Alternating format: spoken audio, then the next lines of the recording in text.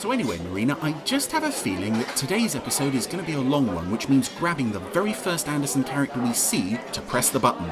You ready to order, sir? Sue Ellen, yes, you'll do. If you could just place your hand right here for me, that's it. Please, call the police. He's a nut. I am not. I just wanted her to press my big red button. It's... Oh, yes, I can see how that might be taken the wrong way.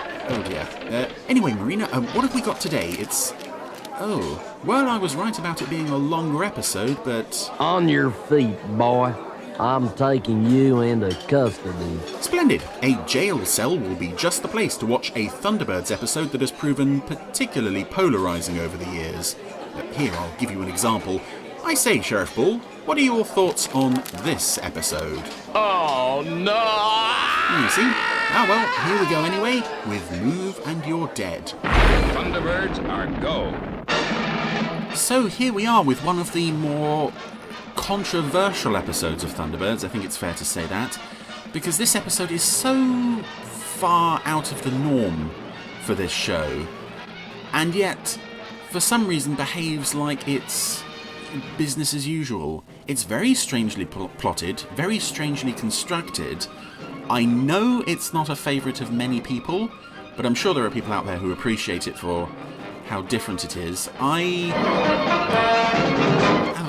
kind of take it for what it is. I don't get too bogged down in the fact that it's not very good. There are one or two major issues I have with it, which we will get to as we get to them. So for those, I'm sure, few of you who haven't seen this episode, this is the one where Alan and Grandma are stuck on the side of a bridge with a bomb that will explode if they even so much as move a muscle, which is why Grandma is sort of casually rolling her head around and Alan is now raising his wrist very slowly to call for help. It's one of those bombs where, don't move at all. Or move, it's fine. No matter what you do, your main characters, you'll be alright. Could blow us sky high. I'm trying to think of any other Thunderbirds episodes that begin with events already in progress and then we get a flashback to what's happened. Give or Take a Million would be one, which is still fresh in my mind. The unending tedium of that is still with me. I can't really think of any others, though. I'm sure there must be some, and I'm sure someone will point them out to me. Where's Grandma? And we have another amazing continuity cock-up there. Jeff was behind his desk, and Alan said one word, and suddenly Jeff is now around the other side of his desk, sitting on it reading a magazine, because he's really not invested in the plight of his son. Alan? No time to explain. Alan? What? All you can do is... You just see Alan on his little wall screen talking. You can't tell from that shot that he's in any kind of trouble. It's just a shot of his face. Later. Yes, Mr. Tracy. Is it just like the existence of Alan is a problem for Scott? It's like, oh, that brother we don't like. Oh, yeah. And I know I complained in Give or Take a Million about the length of the Thunderbird 2 launch sequence when there's no music, but this opening has been very snappy and pacey so far. They're only showing you the bare minimum. It's got the lovely music behind it. It's Thunderbirds 1 and 2 launching together. Although it's always that odd thing with Thunderbirds sometimes when you see the selection of the pod for Thunderbird 2. They've chosen pod 1. I don't know on what basis they choose any of the pods, because aside from obviously pod 4, I don't think there's any consistency with regard to which vehicle is in which pod, and also how they know what exactly they need for this. I mean, the whole idea is that Thunderbird 1 goes out, then radios back and says, okay, we need this, this, this, and this. It doesn't make sense, I don't think, for 1 and 2 to go off together, because if they get there and Thunderbird 2 has brought the wrong pod, then they're a bit stuck. They've got to go back and get the other one. When? Sometime around 1300 hours, according to Alan. But that's only And it's really convenient that the baddies told him exactly what time the bomb would go off. Why didn't they just kill them? Why didn't they just push them off the bridge or Do something? you think they can hold out? I hope so. Jeff said they were being really clever when they planned this. Were they, though? I mean, you could easily take them out to the bridge, and kick them off, put a bullet in their heads maybe. Not that I want to see Alan and Grandma get killed, but this, sticking them on the side of a bridge with a bomb that's going to detonate if they move, which doesn't appear to be working because they're moving all over the place, which is then going to blow up anyway. I don't understand what they're thinking here. I want you to tell me exactly how you got into this fix. And I promise I won't laugh, because I admit it's got to be kind of an unlikely story. Tintin and I want to hear the whole story. Okay. Okay then. Oh, sorry, boy, I'm riveted already. It's very fascinating. Do go on. Pity you two can't come to the sands with me, though. Alan, you know we can't. Supposing Father received a distress call while we were gone. Anyway, this is another odd episode for continuity, because Grandma... this is supposedly the story of Grandma arriving on Tracy Island. Even though we've seen in episodes made before this and shown before this that she's been there for some time already. And in fact introducing Thunderbirds, which takes place before Trapped in the Sky, even though it's... you could maybe make the argument that it's not part of the televisual canon, shows that she was there before Trapped in the Sky. Now, either she was just making a visit on all those other times she was there, or the writer of this episode, whose name escapes me for the moment, has just decided to ignore that, which seems rather odd. I'm not... I know shows back in the 60s weren't produced with as much attention to continuity as they are now. Certainly, I would never say that Thunderbirds was produced without an eye for detail, but certainly the sort of ins and outs of what's going on with the characters and their histories weren't as closely followed. But it is odd that we've had Grandma here for at least 3 episodes that I can think of before this time. I mean, The Mighty Atom, Operation Crash Dive, Vault of Death. She's been there for all of them, and yet suddenly she hasn't been there, and we're only just now going to get her. Unless they have 2. One of them died, and they had to go out and fetch the other identical one. The first impressions are great. Tell Brains he's done it again. She's a beaut. Is this really the first time you've tested the car? You're entering it for a race, and this is the first time you've driven it? The actual trip to the race itself? Seems a bad move. I just wish I was going with him. Well, to keep him company, you know. yeah, I know. Does this really warrant the wah-wah music? The only reason I can think that that's there is because they're trying to do the "oh, she's a woman" thing.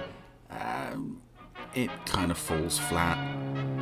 Maybe it worked better at the time, but I'm just wondering why they couldn't let Tintin off for this trip. It's not like she generally contributes much to international rescue goings on. I know she does do from time to time, but she's not as indispensable as, say, one of the Tracys or Brains or someone. She could have come along for this.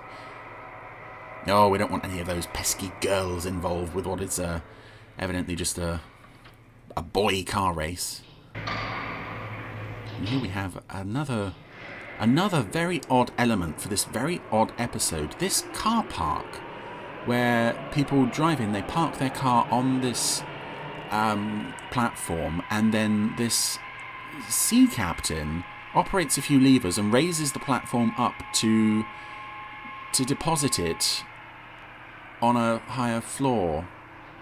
I mean, it looks very futuristic, but it's completely impractical, and looks very dangerous. As we find out later, it is extremely dangerous. But of course, this is Thunderbirds, where we laugh in the face of danger, and as soon as we've parked our car, we go to the cocktail lounge, of course, because when you've got a lot of high-speed race car drivers all in the same car park, you want them dosed up on cocktails. This is another very odd moment. The soundtrack might suggest that you're looking at a shot of lots of cars revving their engines. In fact, what we're looking at is various close-ups on paintings in the back of the cocktail bar. that is still going on, by the way. We're just staring at close-ups of this one car on this one painting. I don't know why. I think it's meant to imply action rather than show it, but it's just so odd. Oh, now we're in the race itself.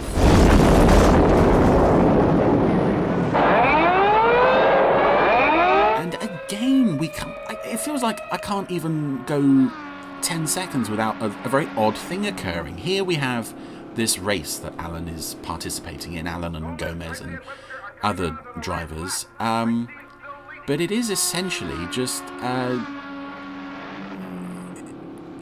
death race. It's kill or be killed. It's drivers are flying off the track left and right and obviously being killed. Their vehicles are exploding.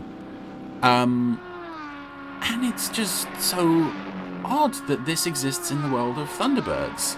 It's... Why are you allowing this race where people are literally being killed? This is more or less sort of... Seems that nothing is impossible for this fabulous machine and it... This is almost... I don't know what this is. This is like kind of bordering on sort of... Still prefers to remain... post-apocalyptic kind of Mad Max-ish territory where people can just throw their lives away in... There goes another one! And he's crashed into a TV van! And Webster has failed to negotiate the land at Chapman Corner. oh, and by the way, he's dead. Oh yeah, we send out the one little pokey fire engine and two little pokey ambulances. I'm sure that'll take care of the fact that 3 vehicles are now on fire. Yeah, very odd, very casual disregard for life this week. And I know that sometimes Thunderbirds does get a bit sort of hang on a minute with regard to let's sort of murder the bad guys, if at all possible, but here we have a race where people are just being killed all over and it's okay. I don't get it. This does not feel like the same show we've been watching for the previous however many episodes. Actually, I have a feeling I know why all the drivers are being killed off one by one. It's because this race is not especially exciting in itself. Just watching these 2 models slowly pulling up alongside, and I kind of like that you then cut to the puppet shot of the puppets of Alan and Gomez in their puppet scale cars sort of looking at each other, but the chase itself... Wow! What a finish this is going to be! No, it's not that impressive. Now the 2 cars move out of sight as they come into the difficult cliff stretch. Oh good, a cliff stretch. Well, if all the other drivers weren't already dead, this would certainly thin out the herd. Again, it's so odd that the Tracys must have known going in that this is what Alan would be involved with. I can't see that Jeff would just give him the okay to either risk his life or potentially risk other people's lives on something so needlessly not just dangerous, just flat out suicidal. I mean, Alan is now about to be almost pushed off a cliff into, well, a painting of some railings along a cliff. It's a very unconvincing backdrop. And I'm not even watching this in HD, I'm watching it off the DVDs. This is almost like a sort of a parallel universe version of Thunderbirds. That, you know how there's like, in every show you love, there's one episode that just completely misses the point and almost seems to come from a parallel universe, where everything's just a bit off. That's what this is feeling like. Here they come! Or at least bits of them, maybe. We don't care. Human life means nothing anymore. The remaining contestants are being scooped up into buckets. Their steaming carcasses sort of scraped off the road. Ladies and gentlemen, I am happy to announce the result of the Parola Sands race. Everybody except the first 2 racers is dead, dead, dead. I'd like to lay my hands on the designs for that car. Yeah, then we'd really be in the big time. Listen, Vic. You know, you're not doing too badly considering that all your potential competitors, aside from Alan, are now dead. See, that would have made more sense if you could have hinted at the thought that Gomez and Gillespie, is that the other guy's name, were responsible for the deaths of all those other drivers. As it is, it's just like, nope, that's a normal part of the race.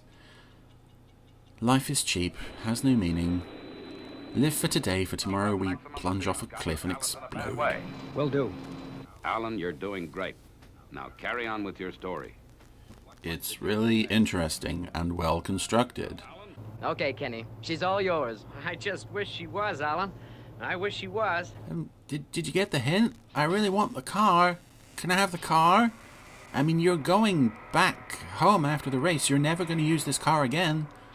Can I have the car? Alan?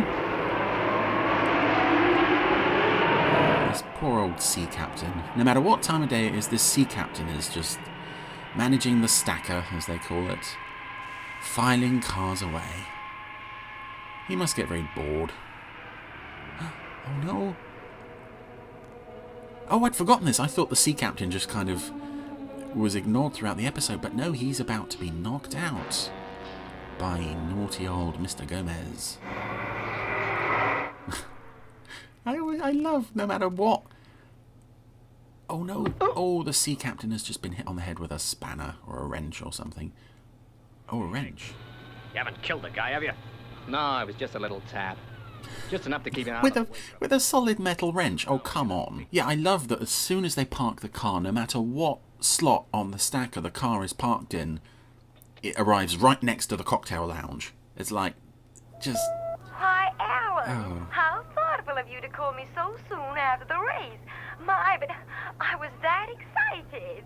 Yes, Grandma, it certainly was exciting. Come on. Lots of people died, Grandma. So now they're, Gomez and Thingy are... They've taken control of the stacker from the sea captain and they're going to knock a car onto the telecall booth that Alan is currently talking to Grandma on. Again, this is a kind of very specific sequence of events need to align in order for this murder attempt to happen. None of which seem reasonably realistic. I mean, the mere existence of this stacker thing at all is just baffling. Look out there! I suppose it kind of fits with things like the London car view later on, where just car parking in the future has become this this nightmare, even more of a nightmare than it already is. Oh. Alan has just managed to escape by cunningly finishing his call and walking out of the booth before it can be crushed by a car. Can't believe that I'm joining International Rescue Team at last. I'm that proud of you boys and all the wonderful things you do. But you already were a member of the team, weren't you? How's that? I mean, you were there in those episodes, weren't you? I did see you. I mean, you suggested, in Vault of Death, you suggested going through the underground tunnels when nobody else could think of anything. Were you not part of the team then? Have we...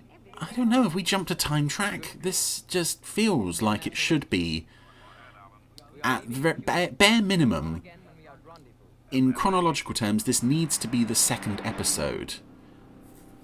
And were it not for the fact that they mentioned that International Rescue already is in operation, I would maybe even put this before Trapped in the Sky. It doesn't make sense for them to be behaving like she's not been there all along when she has been there all along.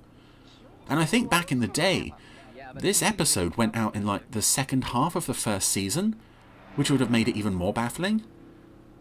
I've always seen it as episode 9 on the ITC, I think, recommended order. This is the order it was shown in on the BBC. And even then it makes no sense. On original broadcast it must have been just so baffling. It's up there with Plant of Doom being shown as like the 30-somethingth episode of Stingray. Fancy meeting you and the little old lady. You? You were one of those so-called reporters that interviewed me this morning. All right. Again, this is such an odd plan that they've constructed. Every single step of it. I mean, what evil plan involves interviewing old lady? Could you just... You know that. No, it's not the award money. Once you're out of the way... It's so strange these guys should not be succeeding in any step of their plan, and yet so far they can't put a foot wrong. It's really odd. You would also expect this being an invention of Brains. Oh yeah, they've just left Gomez behind. Gillespie's got the car and just left Gomez behind. That's a perfect opportunity for a double cross, I think. But yeah, you would think that this being an invention of Brains, he would have snuck in some kind of anti-theft device, for lack of a better term, but apparently not. Come on, Alan. You're doing great. Don't give up. Not now. Not when it's just threatening to get mildly interesting. It will, won't it? I mean, something's going to happen, isn't it? Crossing the Pacific coast now. I can see the sign that says Pacific Coast starts here. I love it when they do that. It's like, doing the thing now. I don't really notice it in other shows, but on the Anderson shows, especially Thunderbirds, that it's always something now. You and your buddies are onto something new, and we want to know what it is. We were the tops till you whipped us. Come on. Well, what is it that this car has got that yours doesn't? I mean, you lost the race to Alan, but only just. You didn't do too badly. And like I said, if he wasn't there, you would have won. This car has not exhibited anything that makes it worth going to all this insane trouble to get your hands on it. Paul! The whole place goes up ahead of schedule. We're gonna switch it on by remote control. Now, some might say that this is a lot of trouble to go to steal a car. They're probably right. But we're committed to this now, so whatever. You can't say that they're not dedicated to their insane plan. These two have really thought through every step.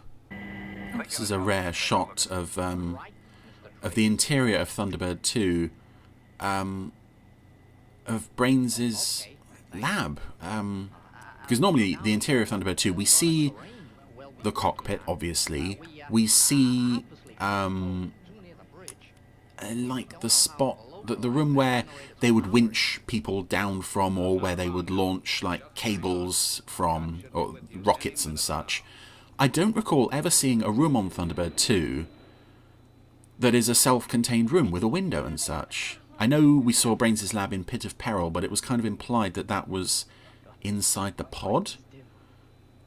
Whereas I don't think that shot was inside the pod, because you could see there was a window and you could see the outside moving past it. So there we are. We found something interesting. Didn't think we would, but there it is. A window. Remember the code of international rescue, not to give up at any cost. Oh, well, that is a nice sentiment, and one that people do seem to remember, which is why it's always surprising to think that it's tucked away in this episode, in which life has no meaning and Why, Scott? Make it fast, Virgil. Alan's almost had it. and nobody likes this episode really. I mean, I could be wrong. If there are any Move on Your Dead fans out there, I would be interested to hear from someone who likes this episode, but by and large, I've never heard anybody saying any positive things about this, other than maybe that it's something of a break from the norm, but it's not really a break in a positive direction, or even a direction that you can really get your head around.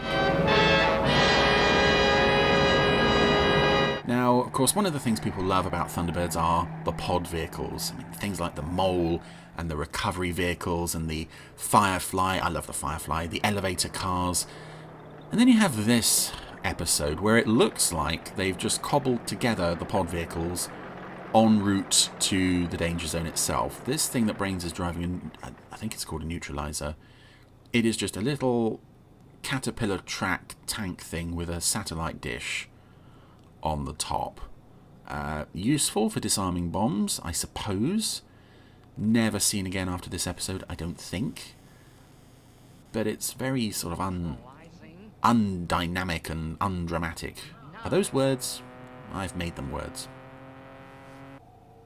And here we have another, even more pathetic pod vehicle. This time being operated by Virgil. This is... I don't know if this even has a name, to be honest. It's a little thing that has 2 jets of air sticking up the front, which people can fall onto, and the jets of air will support their weight and prevent them from falling and hurting themselves. Good idea in principle. However, in practice, the realization is extremely goofy, to the point where you could almost wonder if this is sort of a Acme surplus. Just, it goes very sort of cartoony at this point, very, very Looney Tunes, this machine. Here we go, the jets are on, Alan's about to fall, there he goes, and he's off. But he's okay because he's boing, boing, boing. He's landed precisely on these two tiny little nozzles of air that somehow have saved him. Come on, Grandma. You're next. There's not much time. And this is a very undignified shot of Grandma just sitting on top of these jets of air. She is essentially also banging her head on the solid metal on the back of the driver's cab of this machine. I kind of... Again, the principle of it is sound, but the execution is just so lacking to the point where the machine itself would probably end up killing more people than it saved. However, this time, Alan and Grandma are okay. The bridge is gone, and Gomez and Gillespie have got the car. Here again, we have another life is cheap and who cares kind of attitude, this time astonishingly from International Rescue, where Thunderbird 1 is actually machine gunning the stolen car, at least opening fire on the road near them. But, I mean, this... They don't even do this sort of thing for the hood usually. Well, Penelope does. But just this casual sort of let's scare them into stopping thing. You must have a better way to stop them than this. Don't you have, like, I don't know, grabs or something, or even just fly in low over them? But no. And again, this is a wonderful bit of Thunderworld design. We just have this straight road, straight road, straight road, and then cliff. just a cliff, and we're off the cliff, and Gomez and Gillespie are dead. One could make the argument that Scott is indirectly, if not directly, responsible for their deaths, but they were nasty, so who cares? I think it's very good, Verge. Yeah, except that the technique is about 100 years out of date. Oh, but you must admit that it's really you, Alan. Yeah. I do like the end scene here, even for the fact that it doesn't... Hey, cut that out. Hey, quit messing around with those buttons. Yeah, it doesn't make a whole lot of sense that Scott and Virgil are just magically standing on the Thunderbird 3 sofa spot. But it is a good moment to show off the quality of the actors of Shane Rimmer, David Holliday, and Matt Zimmerman. Sorry, I hadn't forgotten who played Alan. I was just thinking, was that David Holliday playing Virgil? Yes, it was. I'm sure it was. Anyway, that was Move and You're Dead. Not one of my favourites by a long way. However, although I don't even think it's a good episode by any stretch, it does hold my attention. Not for any entertainment value, but just for how sort of off and wrong and strange it is. Oh yes, David Holliday, we got that right. No other episode of Thunderbirds feels like this. Like I said, it does feel like it comes from a parallel universe version of Thunderbirds. And not even like a distant parallel universe, just the next one off to ours, where everything is just that little bit off, just doesn't make as much sense as it normally would. And yeah, the just casual approach to life, these baffling plans of the baddies, and the whole grandma continuity thing. But I suppose Thunderbird's continuity is a bit of a minefield to start with anyway.